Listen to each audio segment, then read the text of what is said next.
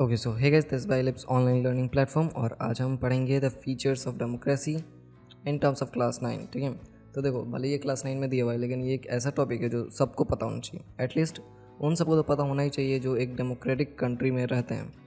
चलो कोई नहीं, अगर आपके किसी लोकल्स में पता नहीं होगा और जो ये वीडियो देखने के कैपेबल नहीं होंगे, आप उनको बता देना फीचर्स ऑफ डेमोक्रेसी क्या होती है।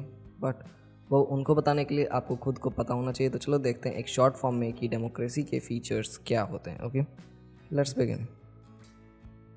सो क्लास 9 के अकॉर्डिंग आपको 4 मेजर फीचर्स ऑफ डेमोक्रेसी पता होना चाहिए। आगे जितना आप पढ़ते जाओगे सिटीजनशिप राइट्स के बारे में, सिविक्स के बारे में, उतना ही आपको डेमोक्रेसी के फीचर्स देखने को मिलेंगे। ओके, और अगर आप डेमोक्रेसी, मोनार्की एंड डिक्टेटरशिप, इन तीनों के जो रूलर फॉर्म हैं रूल करने के, उन सबको मिला के देखोगे तो democracy is the beautiful and the most people righted oriented way.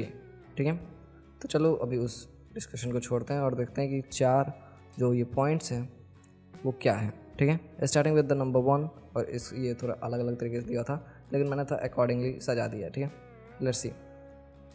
Fair and free electoral competition. So fair and free, इसका मतलब ये है कि मान लो जैसे कि कोई भी जो डेमोक्रेसी में क्या होता है, people can vote their representatives. ठीक है, और उस रिप्रेजेंटेटिव के लिए कोई भी खड़ा हो सकता है। ठीक है, और कितने भी लोग, कोई भी, ठीक है, किसी भी कास्ट का, किसी भी रिलीजन का, इस कंपटीशन के लिए खड़ा हो सकता है। और इन सब के बीच एक फेयर कंपटीशन होगा। पैसे के आधार पर, रिलीजन के आधार पर, कास्ट के आधार पर ऐसा कोई भी एडवांटेज ऑफिशियली नहीं मिलेगा इन लोग को। ठीक है, सो ये है डेमोक्रेसी का पहला फीचर। Let's move on to second feature, that is 1 person 1 vote and 1 value. देखो डेमोक्रेसी मतलब होता है इक्वल। ठीक है, equal rights to every single person. और यहाँ भी वही है, हर एक पर्सन का एक ही वोट होगा और वो एक वोट का एक ही वैल्यू होगा। देखो जैसे मानो तुम वोट दे रहे हो, ठीक है, और दूसरा कोई भी वोट दे रहा है, तुम भी एक ही वोट दे सकते हो, दूसरा कोई भी एक ही वोट दे सकता है, और इस एक वोट का दोनों ही आदमी का इक्वल वैल्यू होगा।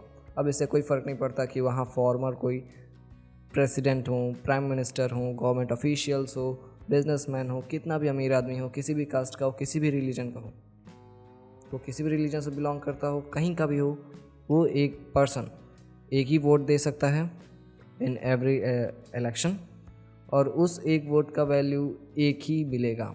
ठीक है, अब चाहे एक प्रेसिडेंट एक वोट दे और उसका वैल्यू भी सेम होगा, या फिर कोई बंदा, कोई एक नॉर्मल इंसान वोट दे, उसका भी एक ही वैल्यू होगा। And this is the second biggest feature of democracy.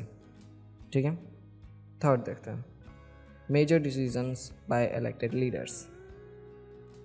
Well, जैसा कि मैंने कहा कि डेमोक्रेसी में आप अपने रिप्रेजेंटेटिव को सेलेक्ट कर सकते हो कि कौन आपका रिप्रेजेंटेटिव बनेगा through out all over the globe for your country, और उस कंट्री के जो मेजर डिसीजंस होंगे आपके रिप्रेजेंटेड किए हुए लीडर्स ही लेंगे। जैसे मानो कि प्राइम मिनिस्टर का इलेक्शन हुआ, ठीक है, और आपने 100 लोग हैं, ठीक है, तो उसमें से 60 ने प्रेसिडेंट पीएम के कैंडिडेट ए को वोट करा और 40 ने कैंडिडेट बी को वोट करा। तो मेजॉरिटी अभी ए के पास है, ज़्यादातर लोग ए को पीएम बनते देखना चाहते हैं और अपना रिप्रेजेंटेटिव चूज़ कर रहे हैं। ओके, तो ये क्या होगा, ए जो है पीएम बन जाएगा। अभी पीएम बनने से कुछ रिस्पॉन्सिबिलिटीज़ इसके पास आएंगी, और उसमें से ये एक रिस्पॉन्सिबिलिटी होगी कि जो कंट्री के रिलेटेड, कंट्री के रिगार्डिंग जो भी डिसीजंस हैं मेजर, वो यही इलेक्टेड लीडर्स लेंगे। ठीक है, समझ गए हो गया। So this is the third biggest features of democracy, कि आप जिसको सेलेक्ट करते हो वो आपके लिए मेजर डिसीजंस लेता है।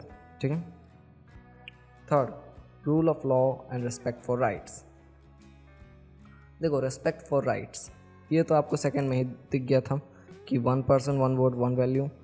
डेमोक्रेसी में सारे कास्ट, रिलीजन और स्टेटस ऑफ डेवलपमेंट, इन सबको नज़रअंदाज करके सबको एक वैल्यू दिया जाता है और एक तरह रिस्पेक्ट किया जाता है। उनके अधिकारों का, मानव अधिकारों का, सबका रिस्पेक्ट किया जाता है, वो भी एक समान सबके लिए। साथ ही लॉ भी सबके लिए एक समान है।